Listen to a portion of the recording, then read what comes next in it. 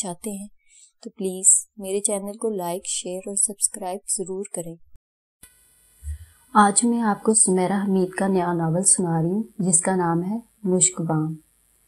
لیکن ناول شروع کرنے سے پہلے میں آپ کو کہانی کا پس منظر سنا دیتی ہوں۔ مصنفہ لکھتی ہیں، جب آپ یہ کہانی پڑھیں تو لاہور کو آج کا لاہور نہ سمجھے۔ یہ اس لاہور کی کہانی ہے جس لاہور کے گرد 4 دیواری تھی اور جس کے دروازے کھلتے اور بند ہوتے تھے۔ فصیل کے باہر باغ تھا، نہر تھی، ایک خوشگوار سکون تھا، وقت میں برکت تھی۔ دور دور تک کسی گاڑی کا نام و نشان نہیں تھا۔ گھوڑے اور ہاتھی تھے، ڈولیاں، تانگے اور گھوڑا گاڑیاں تھیں۔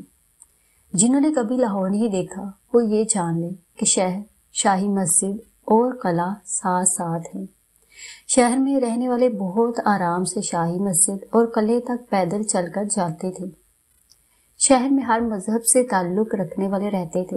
مذہبی رواداری بہت تھی، ہر عبادت گاہ کا احترام تھا، لحاظ، مروت اور اخلاق تھا۔ یہ کسی بھی شہر کا بڑا پن ہوتا ہے کہ اس میں ہر مذہب کے لوگ آرام و سکون سے رہیں، انہیں کبھی یہ احساس نہ ہو کہ وہ شہر ان کا نہیں ہے۔ یہ شہر صرف ان لوگوں کا نہیں جو یہاں پیدا ہوئے ہیں، یہ ان سب کا ہے جو اس کا دل بن گئے، اسے اپنا دل بنا لیا۔ اس کے حسن و جمال یا شہرت کا یہ عالم تھا کہ ملکہ نور جہاں نے اپنی آخری آرام گاہ کے طور پر اسے پسند کیا۔ وہ جھروکے میں بیٹھ کر شہر کا نظارہ کیا کرتی تھی۔ اسے یہ شہر بے انتہا پسند تھا۔ اسی پر اس نے اپنا مشہور شعر کہا جو آپ ناول میں پڑھیں گے۔ جس وقت کی یہ کہانی ہے اس وقت بولی جانے والی زبان و بیان آج سے بہت مختلف تھی۔ اگر میں کہانی اس زبان میں لکھتی تو آپ شاید سمجھ ہی نہ پاتے، کیونکہ وہ انداز بیان تقریباً متروک ہو چکا ہے۔ موجودہ وقت کے مطابق لکھنے سے کہانی کا رنگ زائل ہو جاتا، اس لیے میں نے کوشش کی کہ درمیان کا راستہ اپنا کر لکھوں۔ میں نہیں چاہتی تھی کہ بریکٹ میں چیزوں کی وضاحت دوں۔ کہانیاں لکھی جاتی ہیں، کہانیاں پڑھی جاتی ہیں اور پڑھنے والے مختلف زمانوں میں سانس لیتے رہتے ہیں۔ ایک بار اس زمانے میں جا کر دیکھ آتے ہیں۔ کیا کہتے ہیں آپ؟ مجھے یقین ہے کہ آپ ہاں کہتے ہیں۔ تو چلتے ہیں ناول کی آج پہلی قسط کی طرف۔ محبت کی 12 دری میں 12 دروازوں کی فصیل کھڑی ہے، 12 دروازے شہر کے، ایک دروازہ دل کا۔ دل کا دروازہ کھل جانے کو ہے، دل، بہار کا دل جو شہر پر خرامہ خرامہ نثار ہے کہ خزاں کا وقت تمام ہوا جاتا ہے۔ 12 دروازوں کا قلعہ بند شہر جان گنوا کے پایا ہے، اس کے حصول میں دل لٹایا، دل کے ٹکڑوں پر امان پایا ہے۔ راجہ لوہ کا لوہ پور، اربتی پروشتی سنگ بہتا بغداد کا سایہ لاہور، قصوں کا دریا، داستانوں کا بہاؤ، دربار لاہور میں بستی بستی بہار ہے۔ بہار کی کلی دور، بہت دور، شہزادہ کامران کی 12 دری سے اپنی سواری میں سوار ہو چکی ہے۔ سواری کی پیشانی پر وکٹوریا لکھا ہے، سوار کی پیشانی پر بہار کنندہ ہے۔ کوچوان نے لگاموں کو پرزور جھٹکا دیا، گھوڑوں نے ہنگام برپا کیا، راوی کے کنارے کنارے سرپٹ دوڑنا شروع کیا۔ اس نے سر کھڑکی سے باہر نکال لیا، پیشانی کے بال اڑے، آنکھوں میں ہوا کے جھونکوں نے دھوم دھام مچائی۔ وہ دلکش مسکرائی، دل نشین اتر آئی۔ بہار کا اپنا ہی بیس ہوتا ہے، کبھی آنکھوں کے راستے آتی ہے، کبھی دل کے۔ سب دروازے بند ہو جائیں تو دل کا دروازہ کھلا ملتا ہے۔ پلک جھپکتے میں مجھے شہر دکھائی دے جانا چاہیے، کوچوان کی طرف کی چھوٹی کھڑکی کھول کر کہا۔ شہر دور ہے ابھی، شہر دور ہے، ابھی دور ہے۔ شہزادہ کامران کی 12 دری گھوڑا گاڑی کی پشت پر دکھائی دے رہی ہے۔ سورج کی کرنیں دریا کے پانی میں سونا سونا بکھری ہیں۔ گھوڑا گاڑی دریا کے سنگ سنگ بھاگ رہی ہے۔ ہر شے پر سکوت، بس اسی ایک گاڑی کا شور ہے۔ شہر کے آثار معدوم ہیں اور وہ چاہتی تھی کہ کوچوان جادو کر دے۔ یہ گھوڑے ہیں یا گدھے؟ تیز کیوں نہیں دوڑتے؟ گدھے۔ کوچوان نے گھوڑوں پر چابک لہرایا، ان کی پیٹھ پر نہیں چھوڑا، ہوا میں آواز دے کر کھینچ لیا۔ اب بس یہی کسر رہ گئی تھی کہ گھوڑے اڑنے لگتے۔ دن ڈل گیا تو غضب ہوگا۔ وہ اپنے نہیں، کوچوان کے حال پر آنے والے غضب کی بات کر رہی تھی۔ دونوں گھوڑے تباہی مچاتے محرابی پل کی طرف بڑھے۔ पुल के किनारे बैठे दिन के परिंदे अपनी जान बचाकर फुर्स से उड़े। खिड़की से वो आधी बाहर निकल गई। परिंदों के हजूम को उड़ते देखा। गज़ब, पुल इतना तंग था कि कोचवान की ही महारत थी जो गाड़ी गुजार ले जाता था।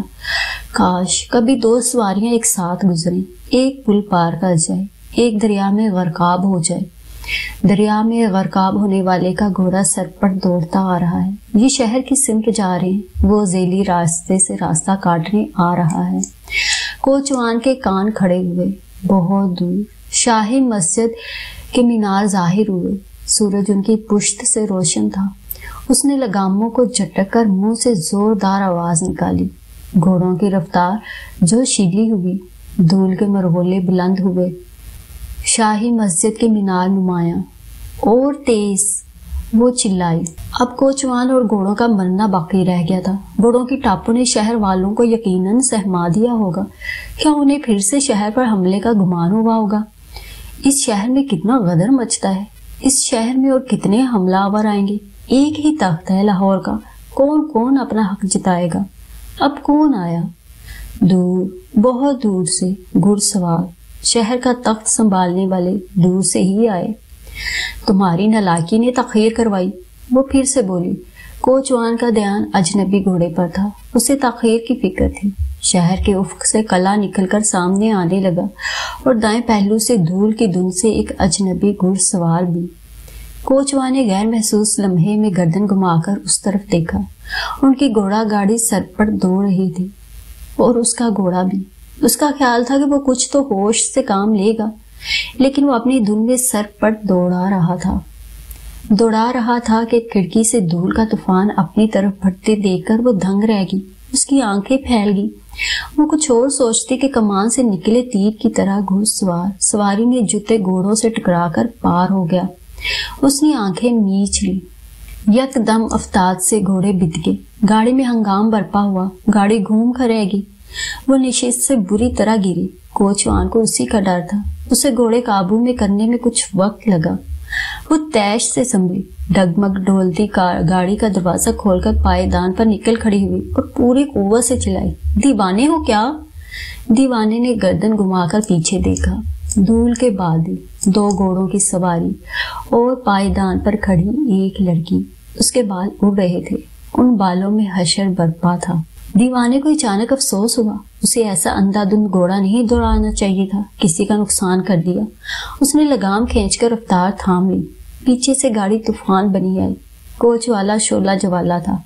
भड़क कर ललकार रहा था। गाड़ी उसके घोड़े को कुचलते हुए करीब से गुजरी। वो कोचवान की ललकार समझ चुका था।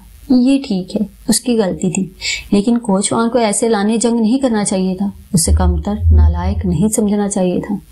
उसने लगाम खींचकर अपने घोड़े को भी घोड़ों के पीछे दौड़ में उतार दिया। घोड़ा गाड़ी और दीवाने की दौड़ शुरू हो गई। मेरी इज्जत खता हुई तो तुम्हें माफ नहीं करूंगी। कोचवान की तरफ की खिड़की खोलकर वो पूरी शिद्दत से चिल्लाई। गर्दन घुमाकर दौड़ लगाने वाले को देखा। दोनों करीब करीब साथ साथ दौड़ रहे थे। कले के पहलू से निकलकर रोशनाई दरवाजे से अंदर हुए। बराबर साथ साथ। चंद लोगों ने हैरत से इस अजीब मंजर को देखा। दिन चढ़े, ये कौन सी फौज शहर के अंदर दाखिल हो रही है? गाड़ी को वो पहचानते थे, लेकिन घुड़सवार अजनबी था। शहर में जैसा तैसा उद्यम मचाकर दोनों खिजरा दरवाजे से बाहर निकले। साथ साथ बराबर। अब ये कोचवान की भी जिद थी। वो उस पुल की सिमत जा रहा था जिस तरफ से गुजर कर आया था, उसी पुल की तरफ जिसे एक पार करता और एक बरकाब हो जाता। हवेली के सदर दरवाजे से घोड़ा गाड़ी उसी रफ्तार से दाखिल हुई जिस रफ्तार से वो शहर में तूफान बर्पा कर चुकी थी। दरवाजा खुला। वो पायदान पर उतरी और कूदकर बाहर निकली। कोचवान को शाबाशी नजरों से देखा और सदर देवड़ी से भागती हुई दालान में आई। कफायत की आंख फड़की। वो मचान पर चढ़ी फानूस की सफाई का जायजा ले रही थी। इससे पहले कि वो नीचे कूद जाती, वो मचान के करीब पहुंचकर उसे दोनों हाथों से डगमगा चुकी थी। कफायत ने चीख मारी, लेकिन चीख भी उसे गिरने से नहीं रोक सकी। या अल्लाह, हम मजबूरन को उठा लो अब। गिरने वाले ने उठने से पेशतर दहाई दी। گرانے والی کھلے احاطے میں بھاگ گئی۔ یہ احاطہ کھلے آسمان میں لگے دربار جیسا ہے، بڑی شان بان ہے اس کی۔ ساری حویلی یہاں سے بیٹھ کر نظارہ کی جا سکتی ہے۔ بالکل یہی شام ٹھہر جانے کو ہے، چہل پہل شور و گل ہے۔ اماں نے حویلی کی اینٹیں نہیں کھڑوائی تھی، باقی ہر طرح سے صاف ستھرائی جاری تھی۔ ان کی چہیتی کی آمد تھی۔ باغ کی طرف دمادم قالینوں کو پیٹا جا رہا تھا۔ بیچارے کئی دنوں سے اس حال سے تھے۔ کلئی گھر برتنوں کے ڈھیر پر برا جمان تھے، جیسے بارات کے استقبال کا اہتمام ہو۔ اوپر نیچے دائیں بائیں ہر طرف ہر مہربان مصروف تھا۔ کام سمیٹنے والوں، کام کرنے والوں، کسی کو فرصت نہیں تھی۔ پیاری چچی، افروز چچی تخت پر بیٹھی سفید ململ سے اپنی جان پان دان کو چمکا رہی تھی۔ وہ ان کے پیچھے آ کھڑی ہوئی، گلے میں باہیں حمائل کر دی۔ میری چراغ، ایسے ہانپ تانپ کہاں سے آ رہی ہو؟ سر گھما کر اپنی چراغ کی طرف دیکھا۔ جیت کر وہ چھم سے چچی کے سامنے آ کھڑی ہوئی، گال تمتما رہے تھے، آنکھوں میں چراغ روشن تھے۔ اب کیا کر رہی ہو؟ چھوڑیں چچی، آپ نہیں سمجھیں گی۔ جھک کر چچی کے گال پر پیار کیا، 2 چھالیا کے دانے اچک کر پھانکے، کمر کے بل گھوم کر ایک نظر آس پاس ہر طرف ڈالی۔ اس کا دل تھا کہ سب کو بتائے کہ آج کا دن کیسا شاندار رہا، لیکن اس کی باتیں سمجھتا ہی کون تھا۔ مجبوراً ایک اور نا سمجھ حور کو شرف نشست بخشا، دم سے اس کے جھولے پر جا گری۔ اس کا قلم ڈگمگا گیا، سیاہی پھیل گئی، خط بگڑ گیا۔ اس کا منہ بنا، قلم کو سیاہی سے بھر کر اس کے گال پر رگڑ دیا۔ تم سے ہار جانے والے کا منہ کالا، مجھ سے ہار جانے والا بیچارہ۔ سر گاؤ تکیے پر گرا کر کہکہا لگایا، چہرے پر کھینچی سیاہ لکیریں، خطے دل برم ہوئی۔ دل برم، کفایت گھٹنا مسلتی چچی کے قریب آئی، بسورا منہ مزید بسولیا، مسلی وکلائی سے رستا ہوا خون دکھایا۔ تمہیں کیا ہوا؟ حور بانو نے پچکار کر پوچھا، جبکہ وہ سارا حادثہ دیکھ چکی تھی۔ نصیبہ خراب ہوا۔ تم اپنے نصیب کا کچھ چارہ کیوں نہیں کرتی؟ چراغ نے سنجیدگی سے پوچھا۔ اب تو مرنے کی ہی کسر بچ گئی ہے، دانت پیسے۔ یہ کسر بھی کیوں چھوڑی؟ مر جاؤ، شاباش۔ ہم مر گئے تو خون آپ کے سار آئے گا۔ تم میرے سر کی فکر نہ کرو، تم مرنے کا چارہ کرو۔ ٹانگیں جھولے پر سمیٹ لی۔ چراغ کے سر بہت سو کے خون ہے کفایت، ایک خون تم بھی اپنے سر لے لو، چراغ کا کام تمام۔ کہتے کہتے نظر ماں کی طرف اٹھ گئی۔ ماں کی نظر کی چنگاریاں دیکھ کر حور نے اپنا ارمان نامراد نہ تمام کیا۔ بیٹی کو گھور کر افروز چچی نے کفایت کو پچکارا، اشارہ کیا کہ اپنے زخم کی دیکھ بھال کرو۔ کس زخم کی دیکھ بھال کریں؟ جاتے جاتے بھی وہ 2 آنسو گرا گئی۔ حور نے ماموں جان کو لکھا جانے والا خط مکمل کرنے کا ارادہ ترک کیا۔ چراغ نے ادھورا خط اچک کر پڑھنا شروع کر دیا۔ سلام دعا تک ہی پہنچی تھی کہ نظر اوپر مہتابی کی طرف اٹھ گئی۔ اماں محرابی دروازے میں استادہ اسے دیکھ رہی تھی۔ مہریاں سامان اندر باہر کر رہی تھی۔ مغرب سے پہلے تمام کام نپٹا لینے کی افراتفری تھی۔ نور جہاں بالکل ایسے ہی جھروکے میں کھڑی ہو کر دریا کا نظارہ کیا کرتی تھی، چلا کر بتایا۔ حور نے کانوں کو ہاتھوں سے لپیٹ کر اسے پرے دکھیلا کہ اف، یہ تیز کانوں کے پردے پھاڑتی آواز۔ ماں زیب کیسی ہے؟ نور جہاں نیچے تشریف لیے، زندہ ہے۔ جو رکا اس نے بھیجا تھا اس میں اس کی آخری سانسیں چل رہی تھی۔ اب کتنی سانسیں بچی ہیں؟ یہی کوئی 20-22 سال تک بچی رہیں گی، اس نے شرارت سے کہا۔ چچی ہنس دی۔ گئی تو تم ایسے تھی جیسے نہ ملی تو قیامت آ جائے گی۔ اگر وہ مر جاتی تو قیامت ہی کو ملاقات ہوتی۔ مالج کیا کہتے ہیں؟ کہتے ہیں خوش رہے، خوش شکل لوگوں سے ملے اور ہوا خوری کرے۔ ہوا خوری کرے؟ 12 دری میں کشتی رانی کرتے ہوئے زمین کو چھوتے اس کے آنچل کی طرف اشارہ کیا۔ پانی خشک ہو چکا تھا، لیکن پانی کے نشان پکڑے جا سکتے تھے۔ ماں کے اشارے پر اس نے آنچل کی طرف سر جھکا کر دیکھا۔ چہرے کا رنگ لہجہ بھر کے لیے بدلا۔ واپس آتی کفایت کے دانت نکل آئے۔ اب زخموں کو آرام ملا تھا۔ سہیلی کو بیمار کیا، لاچار کیا، موت کے سپرد بھی کیا، لیکن تم نے اپنا شوق پورا کر لیا۔ اب ساری کہانی کھل ہی گئی تھی تو کیا کرتی؟ ایک بے ایمان رکا یہاں سے گیا کہ یہ بیمار ہیں، ایک وہاں سے آیا تھا کہ اس کی زندگی کی گھڑیاں 2 3 4 ہیں، 7 8 9 قریب المرگ لڑکیوں نے مل کر کشتی رانی کی۔ جیسے شادی کے بعد وہ زمین سے اٹھ جائے گی اور کشتیاں دریا سمیت زمین میں دھنس جائیں گی۔ اس کی آخری خواہش تھی کہ مرنے سے پہلے وہ دریا کی سیر کرنا چاہتی ہے۔ توبہ توبہ، چراغ بی بی شادی کو مرن کہہ رہی ہیں، دلہن بننے جا رہی ہیں وہ۔ دانت کے ساتھ کفایت کی زبان نکلی۔ وہ اپنے نام کے ساتھ بی بی سے چڑتی، وہ بھی تاکر بے وقت لگاتی تھی۔ دلہن بن کر مرنے جا رہی ہے، یہ اس کے زیادتی خیالات ہیں۔ کنکھیوں سے ماں کی طرف دیکھا۔ ہونے والی دلہن کو دریا پہ لے گئی۔ چچی نے خفا ہونے کی کوشش کی۔ راوی اب جوان نہیں رہا چچی، یہ تو زمانوں سے بوڑھا ہو چکا ہے۔ دریا کبھی بوڑھا نہیں ہوتے، ان کی طغیانی ہمیشہ جوان رہتی ہے چراغ۔ سب پرانی باتیں ہیں کہ جوان لڑکیاں سمندر دریاؤں سے دور رہیں۔ جوان لڑکیاں نہیں، جوان دلہنیں چراغ۔ اس کی شادی ہونے والی ہے۔ چھوٹی بابی مہتاب بھی برآمد ہوئی۔ سودائی ہی ایسی باتیں کرتے ہیں کہ دلہنیں دریاؤں سے دور رہیں۔ ہم ہیں وہ سودائی۔ اماں چڑھ گئی۔ آپ سودائی نہیں، نور جہان ہیں۔ وہ ماں کے سامنے آ کھڑی ہوئی، گال کی چٹکی لی۔ وہ تو تم ہو، ہر وقت شکار کے لیے تیار، ہاتھی گھوڑے پر سوار، شہر میں گھڑ دوڑ کرتی پھرتی ہو۔ چٹکی برتا ہاتھ پرے جھٹکا۔ جھوٹ، سب جھوٹ۔ جس نے شکایت کی اس کا نام بتائیں۔ سارے شہر کا نام بتاؤں؟ اتنی سختی سے بات نہ کیا کریں، میں ہلاک ہو جاؤں گی۔ اماں ہمیشہ اس کا دل توڑ دیتی تھی۔ ایک تمہارا بھائی جہانگیر، ایک تم جلال الدین اکبر، ایسی جلالی ہستیوں پر سختیاں کون کر سکتا ہے؟ نوکر چاکر خبر لاتے تھے کہ باہر کیا ہنگامہ برپا ہے۔ بیرام سے کہتی ہوں تمہاری سواری کہیں چنوا دے۔ وہ لا حاصل بیرام کا نام لے کر اسے ڈراتی تھی۔ ابھی مجھے جلال الدین کہا اور اب انارکلی بنا دیا کہ میری سواری چنوائی جائے گی۔ حد ادب، ورنہ مجھے ایک دیوار آپ کے لیے بھی تیار کروانی پڑے گی۔ مجھے چنواؤ گی؟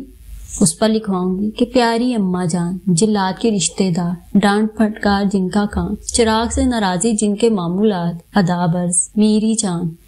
پھر دونوں گال پکڑ کر کھینچی۔ چچی بے ساختہ ہنس دی۔ اماں خفا ہی رہی، واپس لوٹ گئی۔ کفایت کے ارمان دل میں ہی رہ گئے۔ مجال ہے جو کبھی اس کے زخموں پر بھی پھوار پڑی ہو، ہمیشہ نمک ہی گرتا تھا۔ اسے واپس کاموں کی نگرانی کے لیے جانا پڑا۔ اماں بھی کو سب معلوم ہو جاتا ہے، پھر بھی تم جھوٹ بولنے سے باز نہیں آتی۔ یہ حور ہے، چچی کی بڑی بیٹی، اگرچہ زخم کھائے بہت، پھر بھی باز نہ آئے ہم۔ کس شیر کو تباہ کیا ہے؟ شیر سے اسے شیر یاد آیا۔ اس کی سواری خضرا دروازے سے گزری تو دائیں بائیں بیٹھے دونوں شیر داڑے تھے۔ اس نے سر گھما کر کھڑکی سے انہیں دیکھا کہ ان کی گرج سے کیسے دل پر ہیبت طاری ہوتی ہے۔ اگر ہم اپنی حویلی کے باہر 2 شیر رکھ لیں تو ہر دل پر ایسے ہی ہیبت طاری ہوگی۔ بلند آواز سے کہا۔ ہلچل، افراتفری اور چراغ کا ہیبت ناک خیال موریوں کو کام سمیٹنے کی ہدایات دیتی اماں تھم سی گئی۔ گردن گھما کر اس کی طرف دیکھا۔ عجب نہیں کہ اس کا بھائی شیر لے ہی آئے۔ وہ بڑبڑائیں۔ کفایت پھر سے مچان پر چڑھ چکی تھی۔ اب دیوار گیر شمع دانوں کی جانچ ہو رہی تھی۔ اس کے کان میں آواز پڑی، ہم غریبن کو اٹھا لینا خدایا۔ زبان سے دہائی نکلی، پھر تم اکیلے ہی رہنا حویلی میں۔ ماموں کو لکھا جانے والا خط بگڑ چکا تھا، نیا خط وہ کمرے میں جا کر لکھے گی۔ ظاہر ہے اکیلا ہی رہنا پڑے گا، تم سب کو تو شیر چیر پھاڑ کر کھا چکا ہوگا۔ دونوں وقت مل رہے ہیں چراغ، کیا اول فول کہہ رہی ہو؟ چچی کتنی جلدی ڈر جاتی تھی۔ وہ احاطے کے مرکز میں کھڑی تھی اور حویلی اس کے اطراف گری کھڑی تھی۔ شمعیں روشن ہو رہی تھی، قندیلیں جل کر اٹھنے کو تھی۔ چچی کی بات پر پیچھے کی طرف سر گرا کر ہنسنے لگی۔ گردن کی رگیں جلمل ہوئی۔ یہ ہنسی حویلی کے در و بام میں اولین نکارے کی طرح گونجی۔ زمین کو چھوتا آنچل، آنکھوں کی شرارت، چراغ چراغ ہستی۔ اس کے آباء و اجداد کلام اللہ کے جانثاروں میں سے تھے۔ اس میں شاہی خون نہیں تھا، لیکن شاہی آن بان ضرور تھی۔ چچی دونوں وقت ملنے سے نہیں، 2 دل ملنے سے ڈرنا چاہیے۔ اس کی بے باکی سے چچی گلال ہوئی، دل ہنگام ہوا۔ چچی کو 2 وقتوں کے ملاپ میں 2 دلوں کی بات پر وہم ہوا۔ حویلی میں مشہور تھا کہ چچی کے وہم اور دھڑکے سچ ہو ہی جاتے ہیں۔ 2 دل ملنے سے ڈرنا چاہیے، چچی نے زیر دل کہا۔ شاہی مسجد سے اذان کی صدا بلند ہوئی اور شہر کی فصیل کے گرد ایک گھوڑا سرپٹ دوڑنے لگا۔ گھڑ سوار بھیگا ہوا ہے کیونکہ وہ ہارا ہوا ہے۔ ہر رنگ سے بھیگا آسمان، ہر رنگ کی ترنگ سے جھومتا آسمان، اسی آسمان پر بہار کے رنگ پتنگ بن کر اڑنے پر کمر بستہ ہیں۔ ہلچل ہے، ہنگامہ ہے، خوشیاں اور بے فکریاں ہیں۔ کوچا رنگ ریزہ بسنتی ہے، گلیوں چوباروں مکانوں سے رنگ جھلکتے ہیں، رنگ ریز رات دن رنگ سازی کرتے ہیں، بسنتی پگڑیاں، رنگ برنگ آنچل، ڈولیوں اور سواریوں کی آمد ہے، سب میکے آ چکی ہیں۔ اماں کی چچا زاد، پپھی زاد، یہ بہن وہ بہن، سب بہن بیٹیوں کی ڈولیاں اتر چکی ہیں۔ ان کے بچوں سے حویلی میں مینا بازار لگ چکا ہے، جو کوئی اس کے قریب سے گزرتا ہے رو کر پلٹتا ہے۔ معصوم صورتوں پر اس سے پیار آتا ہے، نہ ترس۔ بڑے گھر میں رہتی ہو، دل بھی بڑا رکھو۔ اماں نے تحمل سے سمجھایا، یہ دل ٹکڑے ٹکڑے ہو جاتا ہے جب وہ میرے کمرے کی چیزیں توڑتے ہیں، آپ کمرے کو بند بھی نہیں کرنے دیتی۔ مہمان آئے تو دل اور گھر کے دروازے کھول دیتے ہیں، بند تو کم ظرف کرتے ہیں۔ چراغ جو ٹوٹے گا میں نیا بنوا دوں گی۔ لگاؤ بھی کوئی چیز ہوتی ہے؟ آنکھیں گھمائیں، گردن اٹھا لی۔ تمہیں کسی چیز سے لگاؤ نہیں ہوتا، تمہیں صرف ضد ہوتی ہے۔ اتنے پیار سے تمہارے لیے تحائف لاتی ہیں، تم توڑ دیتی ہو، پھینک دیتی ہو۔ پھینک دینے والی چیز کو پھینک دینا چاہیے، توڑ دینے والی کو توڑ دینا چاہیے۔ لاپرواہی سے کہا، کیوں اپنی بہنوں کا مان توڑتی ہو؟ ان کا دل برا ہوا تو کس جی سے واپس آئیں گی؟ بہنیں کیوں بہلا رہی ہیں؟ کچھ تو رشتے میں میری نانی اور دادیاں تک لگتی ہیں۔ دونوں اوپر اس کے کمرے کی کھڑکی میں کھڑی تھی۔ اسی کھلی کھڑکی سے سر باہر نکال کر نانیوں اور دادیوں کا اجتماع دیکھا۔ سارے ہندوستان سے نامعلوم کس کس رشتے سے کون کون سی بہن بیٹی کوچا سسرال سے آئی تھی۔ باہر آتی نہیں تھی کہ ان کی سواریاں حویلی اترنے لگتی تھی۔ اماں بھی ڈھیروں خط لکھواتی تھی، پیغام الگ بھجواتی تھی۔ آدھا دلی تو اٹھ ہی آتا تھا کہ دن میں دل کی باتیں ہوتی، رات میں دل کے درد بیان ہوتے۔ اب امیرن آپا ہیں جو بیاہ کر فیروز پور گئیں۔ وہ امیرن آپا نہیں، امیرن بوا تھیں۔ ان کا وفات پائے بھی 3 سال ہو چکے تھے۔ یہ فخر جہاں ہے تمہاری بڑی پپھی جان کی منجلی بیٹی۔ اماں پچھتاتی کہ کیا ضرورت تھی چراغ سے سامنا کروانے کی۔ میری فخر آپا، وہ جن کا رشتہ ختم ہوا تو انہوں نے کنویں میں چھلانگ لگا دی تھی۔ وہ تمہاری پپھی جان کی منہ چڑی خادمہ تھی، بچی کی نادانی تھی، اب اپنے گھر خوشحال آباد ہے۔ بے بس اماں، وہ نادان خدمت گار بچی بھی آئی ہوگی، ان سے نہیں ملوایا آپ نے؟ بد لحاظ چراغ، امیرن بوا مطلب فخر جہاں گود کی بچی کو بہلاتے کھس سکے۔ اماں کو کیسا افسوس ہوا، دکھ سے اس کی طرف دیکھا۔ آنے والیوں کی محبت میں کوئی کمی نہیں ہوتی، اور تمہاری بد تہذیبی میں کئی بچیوں کے میکے اجڑ چکے ہیں، وہ یہاں آ کر بہل جاتی ہیں۔ آئندہ تم نے کسی بچی کا دل کھایا تو اچھا نہیں ہوگا چراغ۔ میں آپ کی بچی نہیں ہوں، کہہ کر اپنی آنکھوں میں بڑے بڑے آنسو لے آئی۔ ہنستے کھیلتے بچوں کو رلا دینے والی خود رو کر دکھا رہی تھی۔ جھوٹی، ظالم، خود غرض، کچھ نہیں ہو تم میری۔ اماں جلا کر چلی گئی۔ زخم جھیل لے، داغ بھی کھائے بہت، دختر بن کر ہم تو پچھتائے بہت۔ میر کے حال پر رحم کھانا چراغ، جاتے جاتے پلٹ کر کہا۔ انہیں میر بہت عزیز تھا، در و دیوار سن کر روتے ہیں، مگر تم تک نہیں جاتی۔ میر پر رحم کیا، صاف سیدھا ماں کے حضور درد پیش کیا۔ درد، میر کا درد۔ رات میر درد میر تھی، دلی والوں نے جگا کر بڑکا کر رکھی۔ دیکھتے ہی دیکھتے وہ 2 حصوں میں تقسیم ہوئی اور شعر پر شعر کہنے لگی۔ نشست گاہ کہکوں سے گونجتی رہی، چراغ کیا کہتی ہے؟ چچی نے اماں کے کان میں پوچھا کہ وہ کیوں نہیں آئی۔ کچھ میر اور کچھ درد کہتی ہے۔ ہفگے سے منہ بنا لیا، ہور کو پھر اشارہ کیا کہ جاؤ اسے آنے کا کہو۔ دیوانے میر میں میری جگہ نہیں بنتی۔ وہ دالان میں ٹہل رہی تھی، دراصل ناراض تھی۔ سچ یہ ہے کہ تمہارا انسانوں میں دل نہیں لگتا، تم پری جو ہو۔ اگر یہاں کسی پریزاد کے انتظار میں ٹہل رہی ہو تو انتظار مؤخر کر دو۔ تم جیسی پریوں کے لیے پریزاد نہیں، دیوزاد آیا کرتے ہیں۔ آج رات تم رو کر سونا چاہتی ہو، رو کر وہ سویا کریں جو تمہیں اپنے ساتھ لے جانا چاہے، مطلب دیوزاد، کہہ کر بھاگ گئی۔ نشست گاہ میں جا کر دم لیا، ماں کو اشارہ کیا کہ وہ نہیں آتی، جو نہیں آتی تھی۔ اس نے خفگی سے نشست گاہ کی کھڑکی سے جھانکا، وہاں سے راتاں باتاں دیوان ابن دیوان نہ امڑ رہے تھے۔ مردانے کے اپنے ہنگام تھے، لیکن اماں کا زنان خانہ پھر بازی لے گیا تھا۔ بازی گھر آ کے الاؤ کے قریب سے گزرا۔ الاؤ میں بتاشے گیرے اور چنگاریاں بڑکی۔ کمال است، اس نے دلچسپی سے الاؤ میں پتاشے گرتے دیکھا. گلی کوچوں، بازاروں، راہ کناروں آگ کے الاؤ روشن تھے. اس میں بتاشے تیل پھینکے جا رہے تھے. مکانوں مچانوں سے لوگ باغ باغ الاؤ دیکھنے، الاؤ سینکنے گلی در گلی نکل رہے تھے. شہر نیند کے لیے تیار نہیں تھا. شہر دل بری پر کمر بستہ تھا. وہ روشنائی دروازے کی محراب کے عین نیچے آ کھڑا ہوا. سر اٹھا کر، سر گھما کر دیکھ رہا تھا. مسجد اور قلعے کی روشنیاں مل کر شہر کو حصار میں لے رہی تھیں. اس نے اتنی روشنیاں ایک ساتھ پہلی بار دیکھی تھیں. عروس البلاد، بے اختیار کہا. شہر عروس البلاد تھا اور یہ دروازہ عروس الباب. چراغاں چراغاں، جیسے کسی کی آمد کا جشن اب تک منا رہا ہو. آمد پر جشن. بابا حضوری باغ میں چہل قدمی کر رہے تھے. اطلاع دینے والا بھاگتا ہوا ان کی طرف آیا اور اکلوتی بیٹی کی پیدائش کی خبر دی. شام کے گہرے سائے تھے.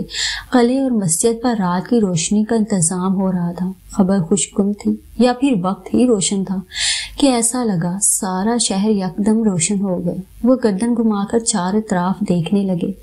حیران ہونے لگے. انہیں یہ خطہ کبھی اتنا روشن نہیں لگا تھا. باغ سے دروازے تک پہنچنے تک روشنائی دروازہ چراغاں چراغاں ہو چکا تھا. تیزی سے حویلی کے اندر آئے. اسے گود میں اٹھا کر بس اتنا کہا، میری چراغ، ان کی چراغ، اماں کی چراغ، باقی دنیا کی سانس گل کرتی چراغ. چھم چھم کی آواز کے ساتھ اماں نے اس کے پیروں کی طرف دیکھا، پھر اس کی طرف. دلی والی بہن خاص اس کے لیے پازیبے بنوا کر لائی تھی. وہی پہن کر گھوم رہی تھی. شادی کے لیے اٹھا رکھتی چراغ. اماں کو اس کی جلد بازی پر افسوس ہوا. آپ تو چاہتی ہیں میں ہر چیز بڑھاپے میں پہنوں. چچی کو دیکھ کر آنکھ دبائی. چچی ایسے گلال ہوئی جیسے ان کی شادی کا ذکر ہو. پازیب والی بہن ہکا بکا چراغ اور چچی کو دیکھ رہی تھی. میں شادی کے لیے اور لا دوں گی. اسے پازیب پسند آ گئی. بہن نہال ہو گئی. شادی پر مجھے ایسا معمولی تحفہ دیں گی؟ نہال بہن ہکلا کر رہ گئی. اماں کے چہرے کا رنگ سمٹ گیا. آپ کی دعاؤں کے آگے ہر چیز ہیچ ہوگی آپا. اماں کی ممکنہ تیوری کا لحاظ کرتے ہوئے کہنا پڑا. کتنی مجبور تھی وہ. آپا بہل گئی. نہ بھی بہلتی تو کیا کر لیتی. آنے والے اپنی حیثیت سے بڑھ کر تحائف لاتے تھے کہ شاید وہ خوش ہو جائے، اور وہ اتنا خوش ہو جاتی تھی کہ انہیں نیست و نابود کر دیتی تھی، توڑ دیتی تھی، پھینک دیتی تھی. تم نہ قدری ہو چراغ، محبت کی قدر کرنا سیکھو. پازیب والی آپا کا دل دکھانے پر اماں کا ملال کیسے کم ہوتا. محبت؟ اس بڑی حویلی اور اتنی بڑی دنیا میں مجھ سے محبت کرتا ہی کون ہے. ستم سہتی، تانے سنتی ہوں. کیا میں دنیا میں اس لیے بھیجی گئی ہوں کہ مجھ سے ایسا سلوک قائم رکھا جائے؟ نہیں، بلکہ اس لیے کہ ہمارا سکون برباد ہوتا رہے.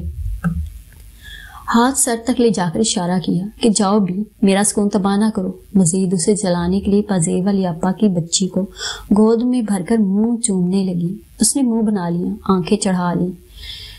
دستور ہے کہ چراغ کو چراغ پا کیا جائے.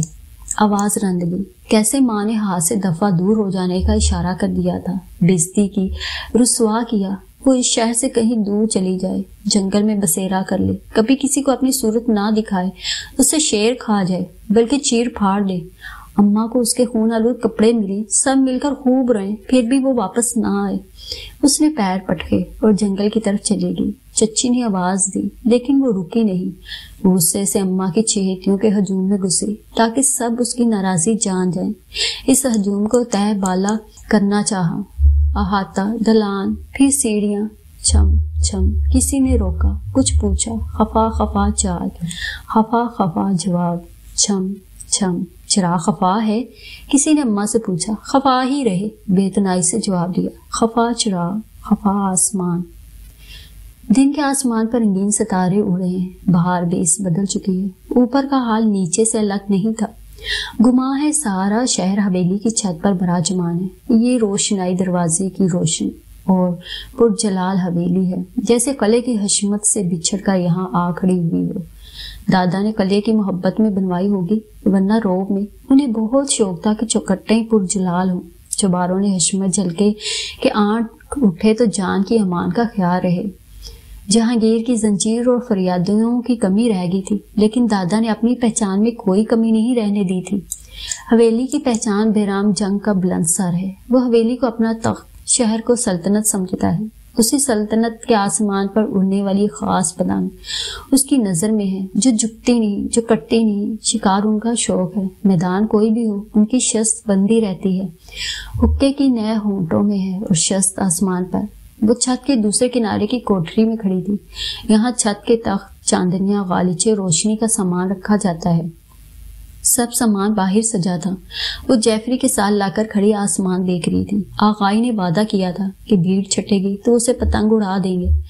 وہ ہر شے کو خفا خفا دیکھ رہی تھی۔ ارمان تھا کہ کچھ تہس نہس کر دے۔ کئی بار جان کر دور نیچے دیکھا، وہاں سب ہنسی مسکراتی تھیں۔ کفایتہ کو اس کے پیچھے نہیں بھیجا گیا تھا۔ سب کے دل اس کے بغیر ہی راضی تھے۔ کچھ اس لیے بھی وہ مر جانا چاہتی ہے کہ کسی کو چراغ کی پرواہ ہی نہیں۔ یکدم شور اٹھا، چراغ سہم گئی۔ وہ پتنگ کٹ چکی تھی جس پر بہرام نے شست باندھی تھی۔ چھت پر ایسا ہنگامہ برپا ہوا کہ نیچے عورتوں کے دل دہل کر رہ گئے۔ اسی ہنگامے، اسی جشن میں جلتی ہوئی مشلوں پر سیال انڈیلا گیا، انہیں اٹھا کر لہرایا گیا۔ رنگ برنگ چنگاریوں کا استعمال برپا ہو گیا۔ کیا خوبصورت منظر تھا۔ دن ڈال چکا تھا، شام کی آمد تھی اور بسنت رنگ پھول جڑیوں کا دھواں تھا۔ رنگ برنگے شعلے، رنگ برنگی دھواں، انہیں چنگاریوں کی دند میں اسے ایک حویلا بھاگتا ہوا دکھائی دیا۔ دور سے ہی کئی چھتے پھلانگتا کودتا چودھری دلاور کی حویلی سے ہو کر لالا رام لال کی حویلی کی چھت پر بھاگتا ہوا، ایک دیوار سے دوسری پر ہاتھ رکھتا، لمبی جست لگاتا اور اگلی حد بندی پر پہنچتا ہوا۔ یہ کیا ہو رہا ہے؟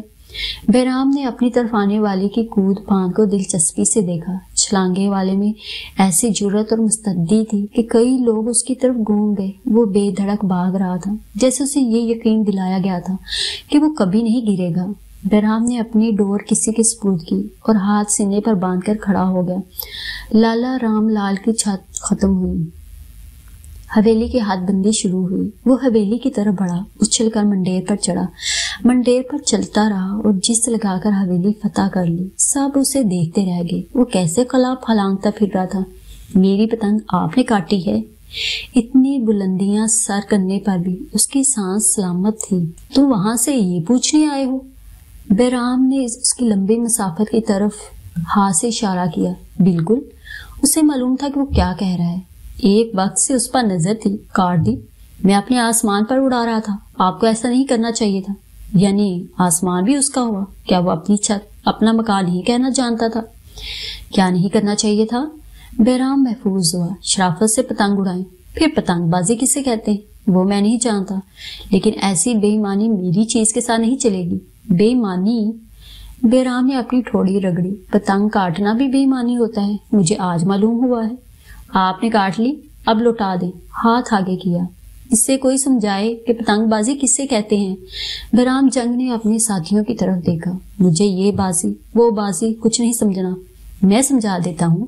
آپ نے سمجھایا تو آپ ساری بازیاں ہار سکتے ہیں۔ یہ بازی وہ بازی، ہر بازی۔ سناٹا۔ بہرام جنگ کو غیر محسوس جھٹکا لگا۔ خوب، کون ہو تم؟ انسان ہوں، دیکھ سکتے ہیں آپ۔ کچھ بھول پن سے کچھ چڑھ کر کہا۔ بے شمار کہہ گئے۔ اچھا تم انسان ہو، ہمیں لگا صرف ہم ہی بندر ہیں۔ اچھا انسان صاحب، پہلے کبھی دیکھا نہیں آپ کو، نئے لگتے ہو، پرانے ہوتے تو ایسی جرأت نہ کرتے۔ جس نے کہا اس نے ہاتھ بڑھا کر گال تھپ تھپانے چاہے۔ اس نے سر پیچھے کھینچ لیا۔ کیسا گستاخ انسان تھا۔ اس گستاخی پر ایسی سزا مل سکتی تھی کہ مقبرے کی جگہ قبر بنتی۔ زمین میں کھدی نہیں، چنی ہوئی۔ سب کی آنکھوں میں شرارت تھی۔ اس سے غصہ آیا لیکن ضبط کر گیا۔ اپنی چیزوں کے لیے جرأت میں کیسی شرم۔ منڈیر پر چڑھ کر دوسری طرف کھو دیا۔ وہ سب بے شرموں کی طرح ہنسے اور پھر جسے نئی نئی بازی گری سکھائی تھی اس کے ہاتھوں اپنی پتنگیں کٹواتے رہے۔ اس کی پتنگ کٹنے پر جو ہنگامہ ہوا تھا وہ دوبارہ نہیں ہو سکا۔ جس پتنگ نے سر اٹھایا اس کا سر قلم ہوا۔ مغرب تک سناٹا ہو گیا، سب جا چکے، اندھیرا گم اور شمعیں روشن ہوئی۔